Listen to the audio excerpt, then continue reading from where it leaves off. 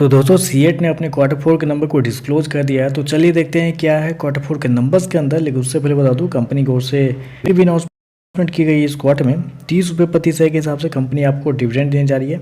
चलिए कंपनी के नंबर देख लेते हैं। डाटा बेसिकली यहाँ पे लाख्स में दिया गया है, मैं आपको क्रोर्स में बता रहा हूँ। तो देखिए पिछले क्वार्टर में कंपनी ने 3,291 करोड़ के आसपास का रेवेन्यू जनरेट किया था ऑपरेशन के थ्रू। पिछले साल देखें तो 2,979 करोड़ के आसपास, जबकि अभी देखें तो बढ़ के 3,413 करोड़ आपको जाता हुआ देखने को मिल रहा है। तो साल दर साल जाते हैं तो साल दर साल कंपनी की रेवेन्यू के अंदर एक अच्छी खासी तेजी आपको देखने को मिली। लगभग बोल सकता है 15% के आसपास का जंप है कंपनी की रेवेन्यू के अंदर साल दर साल। जबकि क्वार्टरली बेस पे जाते हैं तो क्वार्टरली बेस पे भी कंपनी के रेवेन्यू के अंदर तेजी आपको देखने लगभग 4% के आसपास की तेजी आपको देखने को मिल रही है।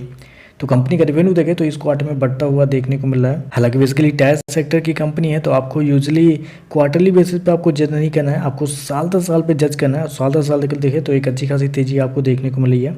कंपनी शो कितना किया है 3,413 करोड़ के आसपास के रेवेन्यू इस क्वार्टर में, जबकि मार्केट का अनुमान था लगभग 3,390 करोड़ के आसपास। तो मार्केट का अनुमान से देखें तो थोड़ा सा बेहतर या उसके आसपास ही आपको देखने को मिला है। तो आप कह सकते हैं इनलाइन कंपनी के नंबर आपको देखने को मिल रहा है।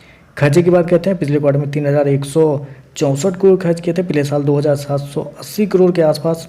जबकि अभी देखें तो कंपनी खर्चे 3,245 करोड़ आपको देखने को मिल रहा है। तो खर्चे भी देखें तो खर्चे भी कंपनी के ठीक ही हैं, कंट्रोल में आपको देखने को मिल रहा है। साल दर साल देखें तो हल्का सा ज़्यादा आपको देखने को मिल रहा है, और वो इसलिए भी कर सकते हैं क्योंकि कंपनी का कॉस्ट ऑफ मटेरियल देखें तो बहुत ही ज़्यादा बढ़ता हुआ देखने को मिला है। मतलब ये सीरियस इशू हो सकता है जितने भी, क्योंकि अभी तक टायर सेक्टर से किसी भी कंपनी के नंबर नहीं आए हैं। अगर कंपनी का कॉस्ट ऑफ मटेरियल बढ़ रहा है तो मतलब हर एक टायर सेक्टर की कंपनी के लिए प्रॉब्लम आ सकती है, चाहे वो एमआरएफ हो या अपोलो हो या जेके हो या बालकृष्ण हो, सबके लिए प्रॉब्लम आ सकती है। क्योंकि कंपनी का रेवेन्यू आपको बढ़ा है लगभग 15% के आसपास, और कंपनी का कॉस्ट ऑफ मटेरियल जो बढ़ रहा है वो बढ़ रहा है 23% के आसपास। तो ये थोड़ा सा यहाँ पे चिंता वाली बात है। कॉस्ट ऑफ मटेरियल बहुत ही ज़्यादा देखने को मिल रहा है, और हो सकता है पूरे सेक्टर की अगर ये हालत रही तो शायद हो सकता है पूरे सेक्टर के नंबर कमज़ोर देखने को मिल सकते हैं। चलिए प्रॉफिट क्या निकलता है वो देखते हैं।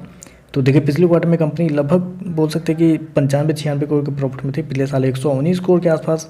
जबकि अभी देखें तो गिर के 100 करोड़ आपको जाता हुआ देखने को मिला। तो साल दर साल जाते हैं तो साल दर साल कंपनी के प्रॉफिट के अंदर गिरावट आपको देखने को मिल रही है। लगभग बोल सकते हैं 18% के आसपास की गिरावट है कंपनी के प्रॉफिट के अंदर साल दर साल, जबकि क्वार्टरली बेस पर बढ़ता हुआ देखने को मिला है। लेकिन बेसिकली हमें साल दर साल ही जज करना है, तो साल दर साल आपको गिरता हुआ देखने को मिला है। कंपनी शो कितना किया है 100 करोड़ के आसपास का प्रॉफिट इस क्वार्टर में, जबकि मार्केट का अनुमान था 116 करोड़ के आसपास। तो यहाँ पे देखें तो मार्केट की उम्मीद से कमजोर कंपनी का प्रॉफिट देखने को मिल रहा है। ईपीएस की बात करते हैं तो देखिए पिछले क्वार्टर में कंपनी का ईपीएस लगभग बोल सकते हैं 24 रुपये के आसपास था, पिछले साल देखें तो 30 रुपये के आसपास, अभी देखें तो अभी भी 24 रुपये के आसपास आपको देखने को मिल रहा है। तो ओवरऑल देखें तो रेवेन्यू ठीक है, रेवेन्यू में कोई दिक्कत नहीं है, जितना मार्केट का अनुमान था उतना ही है, साल दर साल बढ़ता हुआ देखने को मिला है। लेकिन जब कंपनी के प्रॉफिट के अंदर जाते हैं तो प्रॉफिट गिरता हुआ देखने को मिला है, क्योंकि कंपनी का कॉस्ट ऑफ मटेरियल इस क्वार्टर में ज़्यादा देखने को मिला है। तो देखते हैं इस पर मार्केट का कैसा रिएक्शन आपको देखने को मिलता है। आज के लिए बस इतना ही। वीडियो पसंद आए तो लाइक कीजिएगा, साथ में साथ चैनल को सब्सक्राइब जरूर कीजिएगा। धन्यवाद।